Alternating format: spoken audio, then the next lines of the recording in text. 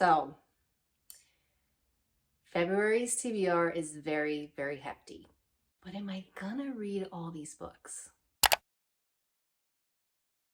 Hi friends, welcome back to my channel. My name is Monica, and for today's video, we're gonna be talking about all the books that I would like to read in the month of February.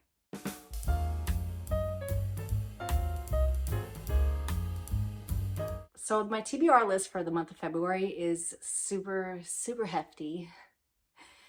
Why I decided to choose so many romance books on the shortest month of the year, I don't know, but we're gonna try. We're gonna do it, we're gonna try, or at least I'm gonna attempt to do it. So this TBR list, I call it TBR, but it's more like a wishful list, shall I say? It's more like a wishful list because if I get to the books, great. I really want to read these books sooner than later. However, annoyingly, I am a mood reader, so I can be in a mood to read a specific book during that time, and then my cravings basically change all the time. So last month, I bought a bunch of romance books because what better month to read a bunch of romance books than the month of February for Valentine's Day. So I was in the mood to read all these books last month. I'm still in the mood to read these books. However, that might change. I might be reading other books as well, or I might be reading other books in place of these ones.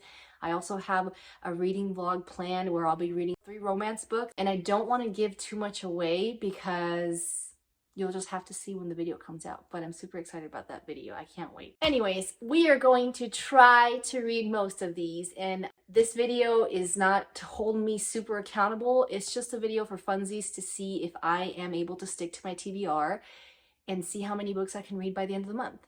If I read one, great. If I read none, at least I'll have other books I've read, right guys? I'm starting off the month strong. I already started reading this book and I'm having a fun time, and that is no other than Exes and O's by Amy Lea. I mean, this screams Valentine's Day. This screams February. I think it also takes place around that month, if I'm not mistaken. And this story follows Tara, who happens to be a book influencer. She has a bookstagram. She's a hopeless romantic. She loves everything romance related. However, in the romance department, she has not had much luck. She has been dumped 10 different times by 10 different men due to her stage 5 clinger tendencies.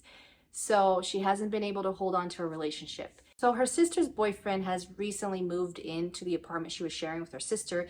Therefore, Tara must get out and find somewhere else to live. Lucky her sister's boyfriend already was renting with a roommate, and so he decides to kind of swap places with her. She rents his apartment while he moves in with her sister.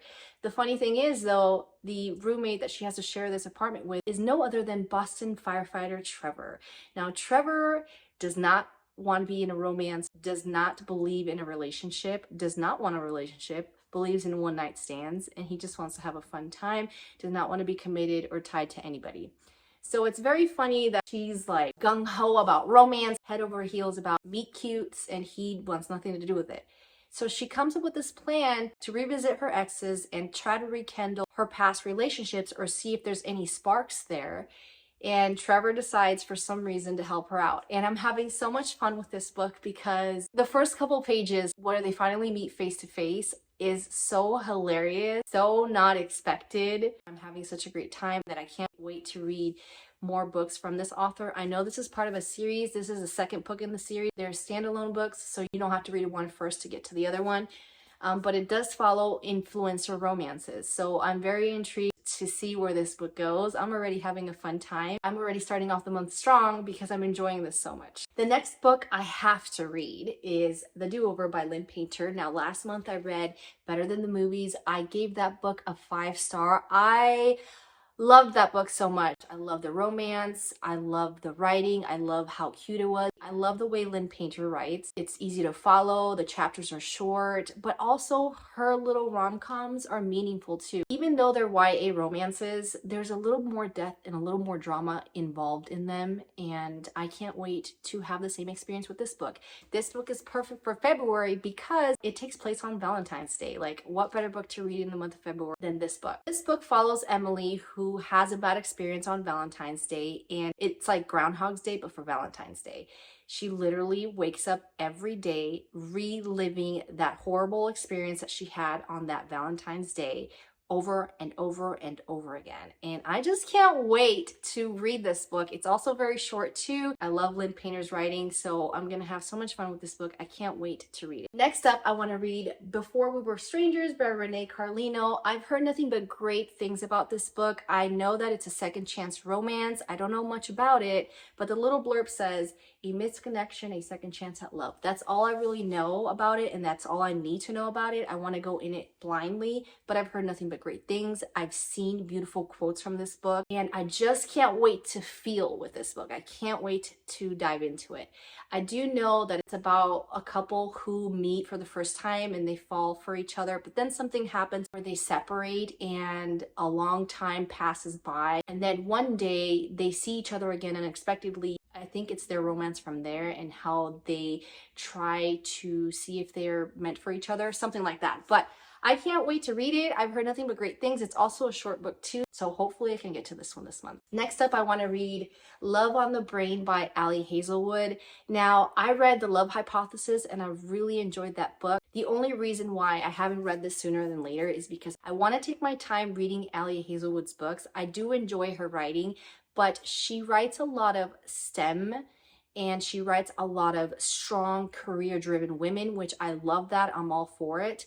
But there's also a lot of scientific terminology in there that just goes over my head, and sometimes it becomes way too much. So all the women that she writes about are in the scientific field, and there is a lot of phrases and there is a lot of scientific words in there that I'm just like, what? So sometimes I kind of lose interest in those parts because, again, I don't understand the terminology. But nonetheless, I do enjoy Hazelwood's writing. I heard this was like a rinse and repeat of The Love Hypothesis, which I don't mind because I did enjoy that book a lot. So I can't wait to get to this one. So this one is an Enemies to Lovers. That's all I know about it, and I just can't wait to read it. Okay, so this next book I have mixed feelings about because a couple months ago, actually, I read the first in the series, and there's a series of 9 books in this interconnected series, meaning there's 2 separate series, but they follow sisters and their romances, so you can kind of combine these books together so that you can get the whole full experience. And that is the Addicted Calloway series. So I read Addicted to You a few months ago. I did not like it. I did not believe in the characters' romance and I didn't care for it. It is about 2 characters who have different addictions. One suffers from alcoholism, the other one is a sex addict. So it was very steamy. Let me just go get the book. So this is the first book in the series, in the Addicted series. 2 friends, liars, lovers, addicts. She's addicted to sex. He's addicted to booze. The only way out is rock bottom. And literally you watch these characters struggle with their addictions. So this series follows Lily Calloway, who is addicted to sex. And her best friend, Lauren Hale, happens to be addicted to alcohol.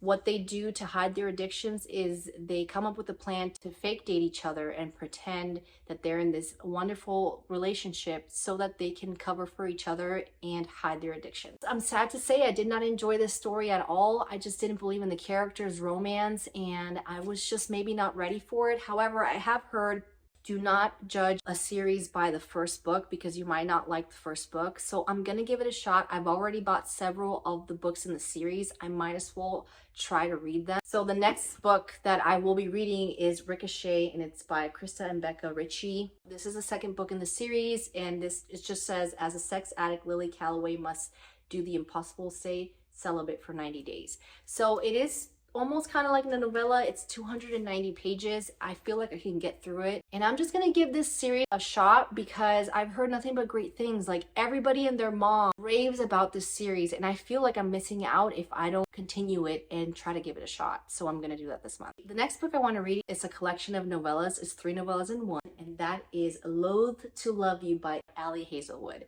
Another Hazelwood book in 1 month. Oh my gosh, I'm excited. And look how beautiful this cover is. Doesn't this scream like February, like Valentine's Day, you must read me? So the first book is called Under One Roof, and this one I'm assuming is a forced proximity where they have to live together. Second one is Stuck With You, which is enemies to lovers, if I'm not mistaken. And the third one is Below Zero, which I think the main character gets stranded in a remote location somewhere and the guy rescues her. I don't know. That's all I need to know about these little short novellas going into them, because I want to just experience the whole thing and indulge it. So I'm very excited to read it. Again, that's why I'm pacing myself with Hazelwood's books. I know I'm going to love them. They are short novellas, so I can't wait. So last month I read Things We Never Got Over by Lucy Score. This month I told myself I wanted to read another Lucy Score book because I just love her writing that much. And that is no other than By a Thread. Now this is another hefty Lucy Score book. However, her writing is so beautiful, so immaculate, so that like it doesn't really feel like I'm reading such a long hefty book, just because of the way she writes and how fast I can get through her writing. I just love it so much. This one's a grumpy boss romance.